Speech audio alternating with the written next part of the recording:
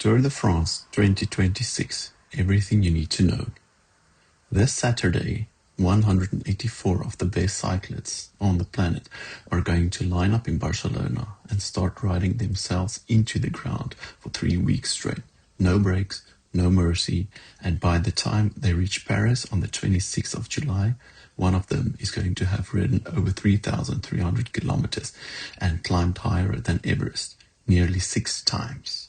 Today, I want to break that down, what the Tour de France actually is, how it works, and who I think is going to win. Let's get into it.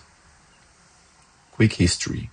The Tour de France started in 1903, not because someone loved cycling, but because a newspaper called L'Auto needed to sell more copies than its rival. A journalist named Henry de Grand dreamed up the hardest bike race imaginable. As a publicity stunt, it worked as little too well. It's now the biggest annual sporting event on Earth, bigger than the World Cup or Olympics in terms of live spectator numbers.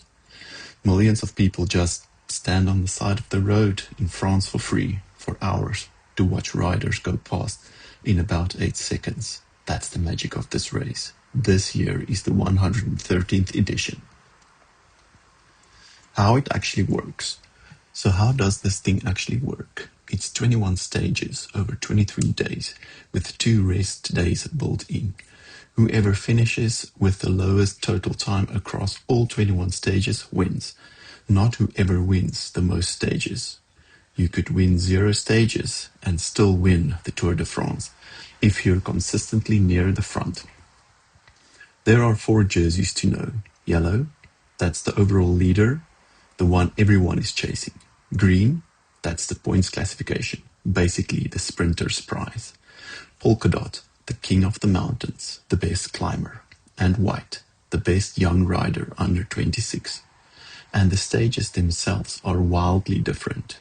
You've got flat sprint stages where it all comes down to the last 200 meters, brutal mountain stages in the Alps and Pyrenees, and time trials where it is just you, the clock, and no teammates to hide behind. Why 2026 is different. Now here's why this year's route has made me genuinely excited. For the first time since 1971, the tour opens with a team time trial. That's on Saturday in Barcelona. Then it snakes north through Spain and hits the Pyrenees, almost immediately, which is brutal for 1 week. This edition touches all 5 of France's mountain ranges, Pyrenees, Massif Central, the Jura, the Vosges, and the Alps. That's rare. And the headline moment, back-to-back stages of Alpe d'Huez, one of the most iconic and feared climbs in cycling.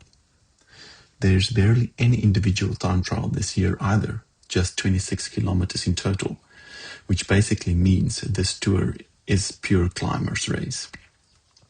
If you're not a mountain goat, you're not winning this one.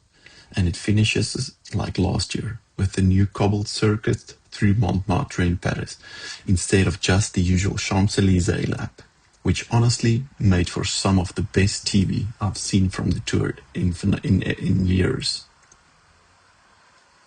Who's going to win? So who wins? Honestly, it's hard to be against Tadej Pogačar right now. He's chasing a 5th tour title, which would tie him for the record, and with a route this mountainous, it plays right into his hands. His biggest threat is probably still Jonas Vingegaard, 2-time winner and the only rider who consistently pushed Pogačar in the mountains. Then you have got Remco Evenepoel and Florian Lipovets riding for Red Bull Bora Hansgrohe, both serious general classification threats, especially Evenepoel, if he can hold his own in the high mountains over 3 weeks. Keep an eye on Tom Pidcock too, and French rider Paul Sexas, who's being talked about as one of the most exciting young climbers to watch. One name you won't see, Wout van Aert, is sitting this one out due to health issues, which is a real loss for the race. My pick, I think Pogačar takes it again, but if Vingegaard turns up in the form we saw a couple of years back, this could be the closest one in years. My personal take. Look, none of us are ever going to ride like these guys. I struggle up hills that these riders use as warm-up. But that's kind of the point of this channel, right? We're not chasing yellow jerseys. We're just here trying to get a little stronger, ride a little further, and enjoy the process. Still, for the next 3 weeks, I'll be watching every stage. If you're planning to follow along too, let me know in the comments who you think takes this year. Look pro, ride slow. I'll see you on the next ride. Bye.